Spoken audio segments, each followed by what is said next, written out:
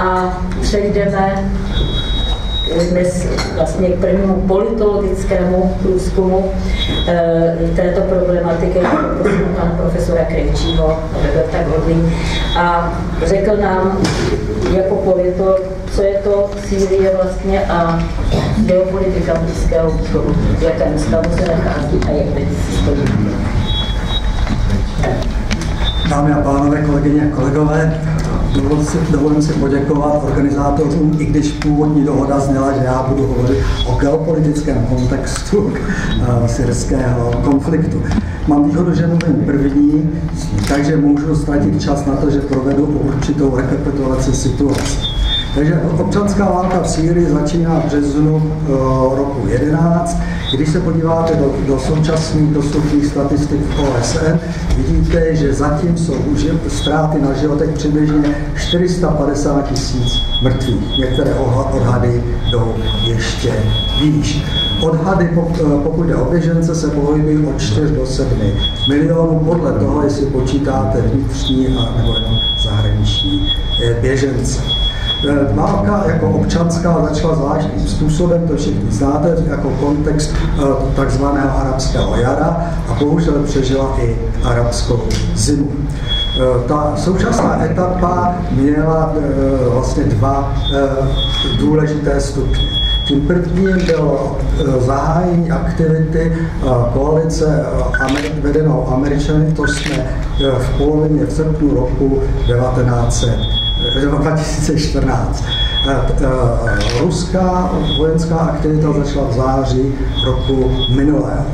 Když se podíváme na, porovnáme si tyto dvě aktivity, tak vidíme, že během amerického bombardování pozic v Sýrii, bombardování, které je mimo kontext mezinárodního práva, protože není spojeno s pozváním ze strany oficiální syrské vlády, tak během tohoto bombardování se území Islámského státu rozšířilo z 30 na 70% syrského území. Ruský vstup byl dramatičtější. V současné době můžeme přepočítat počty vzletů ruských letadel, a to jak z území Ruska, tak z území Sýrie, přibližně na 6 000, zasaženo bylo přibližně 7600 cílů. Tyto aktivity ruského letectva jsou spojeny s aktivizací pozemních sil syrské armády a ta aktivizace během několika posledních týdnů dosáhla úrovně, že si toho dokonce museli všimnout i svobodní novináři v České televizi. Takže tohle je ta základní, řekněme, vojenská matematika bez velké prognózy. Co nás všechny nejvíc trápí, pro Boha, proč vlastně? Proč? Když budeme politicky korektní a budeme se držet slovníku, který je obvyklý v západních zemích, když si vezmeme například ale nejnovější číslo časopisu Foreign Affairs, tak v souvislosti s ruskou angažovaností v Sýrii tam mluví i o intervenci, mluví se tam samozřejmě o válce Ruska proti Gruzii, o destabilizaci, ruské destabilizaci Ukrajiny a středního východu. To znamená, jaké jsou vlastně motivy ruského vstupu do syrské války. Ten vstup je strašně důležitý, protože nejen já, ale asi většina z nás přítomných vnímají syrskou válku jako takzvanou proxy war, to znamená válku zastoupení. Válku, kde si rukama Syřanů skřížili meče i velmoci. Říkám záměrně i, protože nejsou to jenom velmoci a ten syrský konflikt má samozřejmě i své vlastní domácí kořeny. To znamená, když se podíváte třeba na ten poslední číslo Foreign Affairs, tak základní zdůvodnění ruského vstupu do Sýrie je spojeno s tím, že Rusové chtějí získat lepší postavení na Blízkém východě. Takže podívejme se do diplomatického kalendáře Moskvy za loňský rok. V loni navštívil Moskvu, když to vezmu relativně po pořádku, egyptský prezident, izraelský premiér, byl tam jordánský král, turecký prezident otvíral největší evropskou mešinu v Moskvě, byl tam kuvajský i šejk, ale byl tam i nejvyšší představitel arabských emirátů. Jestli se něco zhoršilo pro ruskou diplomacii, tak vstupem v září letadel, tak je to postavení na Středomoří. No. Saudská Arábie, když byl král v Moskvě, slíbila v Moskvě 10 miliard investic do zemědělství. Měla to být největší jednorázová investice v Rusku, zvláště cena v době sankcí. Všichni víte, co stálo Rusko, ono se střelení letadla tureckým letadlem. Jaderná elektrárna v Turecku, kterou stavili Rusové, končí, plynovod Modrý potok, turecký potok dneska už končí, bezvízový styk, stavebnictví turecké v Rusku. Prostě těch ztrát je strašně moc. Dá se říct, nebo říká se, že Rusové si podporou šíitské vlády v Damašku zajišťují dobré vztahy s Iránem. Když se podíváte na ruskou politiku vůči Iránu, zase zůstanete na rozpacích, protože ruská politika důsledně bojovala za návrat Iránu do mezinárodních vztahů v plné hodnotě, což mimo jiné znamená návrat 500 000 barelů ropy denně na trh, jinými slovy obrovské ztráty pro Rusy. No? Říct jednoduše, že Rusové si posilují pozice na Blízkém východě tím, že vstoupili do války v Sýrii přímo, je podle mého názoru zcela chybné a jenom propagandistické. Ty důvody jsou mnohem složitější a mnohem jednodušší. Ten jednodušší důvod podle mého názoru je spojen s tím, že v současné chvíli v řadách takzvaného islámského státu, v řadách bojovníků takzvaného islámského státu je 4 000 bojovníků ze zemí postsovětského prostoru. Tyto bojovníci, také ruská rozvědka o tom mluvila minulý týden, tyto bojovníci v případě vítězství určitě ponesou praporce černé revoluce i na území přinejmenších muslimských oblastí v Rusku.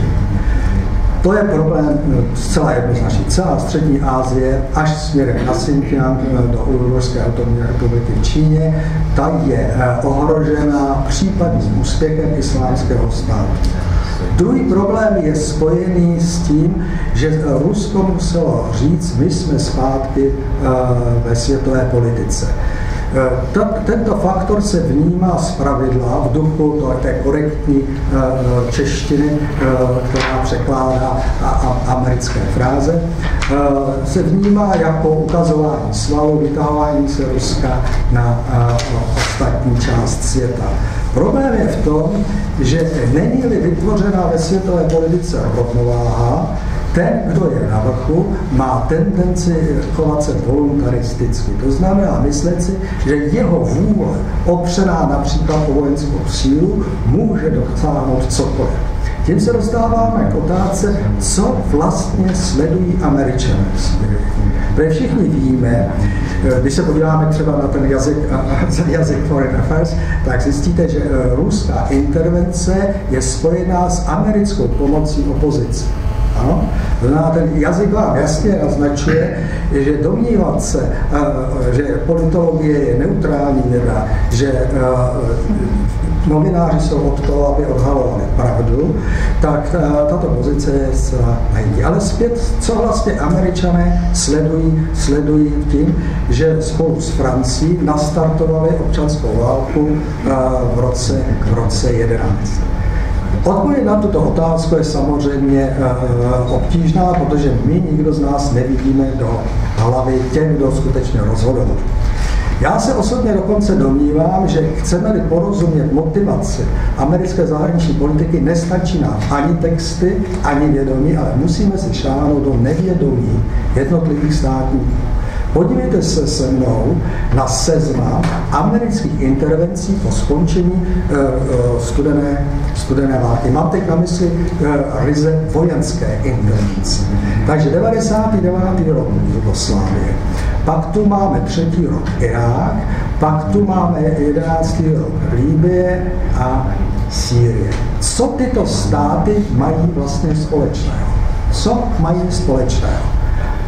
Představují do značné míry alternativu liberálnímu uspořádání. V jakém slova smyslu? Zjednodušeně řečeno, Jugoslávie byla poslední socialistická země v Evropě. Socialistická v tom smyslu, že stát shromažďoval části zisku z národního bohatství, myšleno suroviny, myšleno ekonomiku obecně, a to přerozdělilo ve prospěch z liberálního hlediska úplně zbytečných lidí. Ve prospěch důchodců, ve prospěch zdravotnictví, peníze, které jinak by přece mnohem lépe mohly užít politické elity. Zdá se vám to nesmyslné? Proč teda do seznamu zemí, kde hájím demokracii, nejsou zahrnuty třeba islámské monarchie. Islámské monarchie. Jsou do tohoto seznamu zahrnuty v podstatě jenom sekulární režimy. Jenom sekulární režimy.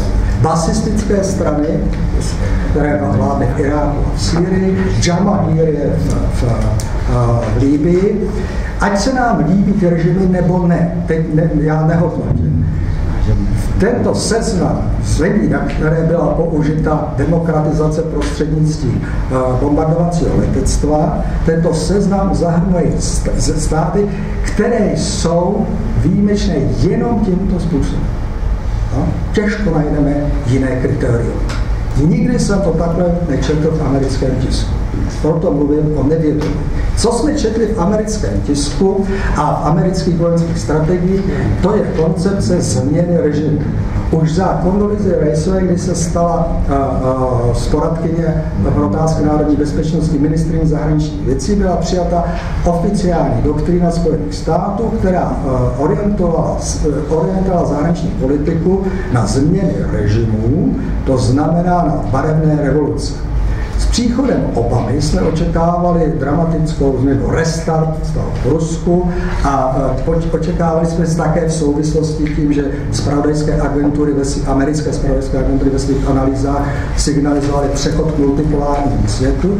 Očekávali jsme, že Obama tuto politiku nějakým způsobem zlikviduje, změny režimu. Ve skutečnosti takzvaně upgrade.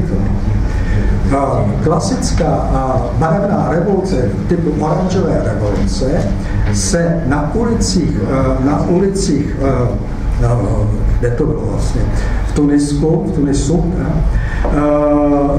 na ulici Tunisu doplnila používání střelných zbraní. Poprvé se nám tam objevili snajpři, kteří střílejí nejen do manifestantů, ale i do policistů. Totež se nám zopakovalo v Benghází, totež se nám zopakovalo v Káhiře, totež jsme měli v Damašku, totež jsme měli v Kyjevě. Máme tu upgrade směřující k používání násilí. Dalším upgradem je přímý vstup vojsk NATO nebo států NATO do konfliktu. To je poprvé libýský konflikt a po druhé to byla příprava intervence v souvislosti s tím, co pan poslanec říká, v souvislosti s chemickými zbraněmi, vojenský vstup do Sýrie. Tehdy poprvé řeklo Rusko, je třeba se zastavit. 100krát, 1000krát nejrůznější analytici, ale i diplomaté z Číny, z Ruska, z Indie říkali západním politikům, nadužíváte sílu, doplatíte na to. To je ten problém. Nejde o to být protiamerický. Jde o to být proamerický tak, aby to pomáhalo lidu Spojených států a ne chybujícím politickým elitám. Já to řeknu možná trošinku srozumitelněji, omlouvám se Ilonce, že ji zaběhnu do toho ropného zmatku, který souvisí se syrskou krizí. Všimněte si, že v souvislosti s poklesem ropy jsme všichni hledali, kdo je vlastně zatím, kdo to inicioval. Chvilku jsme se domnívali Spojené státy, chvilku Saudská Arábie, Spojené státy proto, aby stížili situaci v Rusku. Saudská Arábie, aby si stížila situaci v Rusku a ve Spojených státech. Co se ale stalo? Ať to motivoval, kdo to motivoval, výsledkem je chaos, který pak nezvládá nikdo. A to je přesně to, co se nám děje v reálné politice. V reálné politice. My dneska sledujeme jako klíčový konflikt Sýrii. Je to zcela oprávněné. Je to konflikt, který si nás bezprostředně týká, protože tak jako u Madridu se dneska u Damašku bojuje i za Prahu. A to v přeneseném slova smyslu i v nepřeneseném, protože základ migrační vlny je válka v Sýrii. Nejen proto, že se vytvořily spousty běženců ze Sýrie, ale protože Sýrie přijímala miliony uprchlíků z jiné války, z irácké války. Ano? To znamená, tady se otevřel potom. Proč o tom mluvím? Když se podíváte na migrační vlnu, tak vidíte, že ona se zvedla přibližně 2 roky předtím, než to evropská politická elita zaznamenala. 2 roky před únorem loňského roku statistiky jasně hlásily, že se nám zvedá migrace.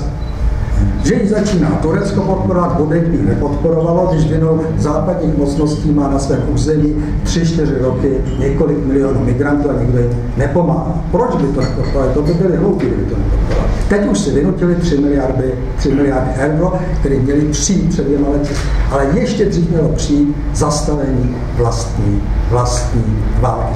A teď mi jde o ty 2 roky zpoždění, než politickým elitám došlo, kde je skutečný problém. Ten skutečný problém kolem Sýrie je skryt úplně jinde. Nejsou to ropovody, plynovody. Ten problém je v tom, že zahraniční politika přetěžuje mocenský potenciál západních zemí. Řekl jsem to velmi nesrozumitelně.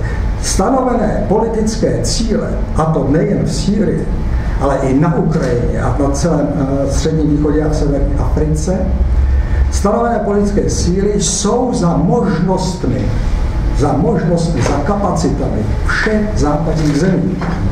V současné době vládní dluh nebo federální dluh Spojených států je 19 bilionů dolarů. Celkový dluh Spojených států je 70 bilionů dolarů. Od srpna minulého roku všechny burzy hlásí propady indexu. Dneska ráno, když jste se dívali na švýcarského Credit Bank, 9% meziroční propad. No. Na co sáhnete v západní ekonomice, tam se propadá. A do toho chcete miliardové investice na válku. To je úplný nesmysl. Do toho chcete sankce proti Rusku. Základní statistiky říkají, že sankce proti Rusku jsou 0,6% EU ekonomiky. Na první pohled strašně málo, v reálu je to 400 000 pracovních míst v Německu. 400 000 pracovních míst v Německu, ale to podstatné je ještě v něčem jiným. Ty politické elity západní, naše politické elity, já se z toho nějak nevyvinuji, my patříme k západu, jejich chyby spadají nám na hlavu, proto to chceme změnit, ne protože bychom měli nějaké hyperpředsudky, ty taky samozřejmě máme, ale ne takhle. Jsme tu doma a to, co oni předvádějí v současné chvíli v ekonomice, jestli bude lineárně vývoj na burzovních trzích, na komoditních trzích, tak jak jde, do 3 měsíců tu máme ekonomický kolaps mnohem horší než je rok 8. Podívejte se, co dělá Rusko za poslední rok. Nebo tak, od roku 14, kdy byly zavedeny v březnu sankce, tehdy stál dolar 33,7 rublů. V lednu stál dolar 84,5. To máme 2,5krát víc. Ruská ekonomika loni při lineárním vývoji měla růst přes 3%, v reálu o 3% klesla. V téhle situaci Rusové loni nakoupili 200 tun zlata. Když se podíváte na zlatou burzu v Šanghaji a podíváte se na zlatou burzu v New Yorku, vidíte, že ta čínská, to jsou 100násobky víc rezerv, než má zájem. Tady se odehraje ten klíčový boj a teď když to budeme vnímat jako válku, tak jsme předem prohráli. Ano? Když to budeme brát jako kooperační snahu zachránit tuhle fázi globálního vývoje, když to budeme brát jako úkol, který je stejně důležitý pro Spojené státy, pro Čínu a pro Rusko, tak je to řešit. Jestliže budeme pokračovat v konfliktech, jako je Sýrie, zcela nevybíravě, zcela cynicky podporované novináři a médii, a nebudeme vidět ty kompletní souvislosti, tak prohraje a bude to velmi špatný rok. Rok opice, rok chaosu. Děkuji vám.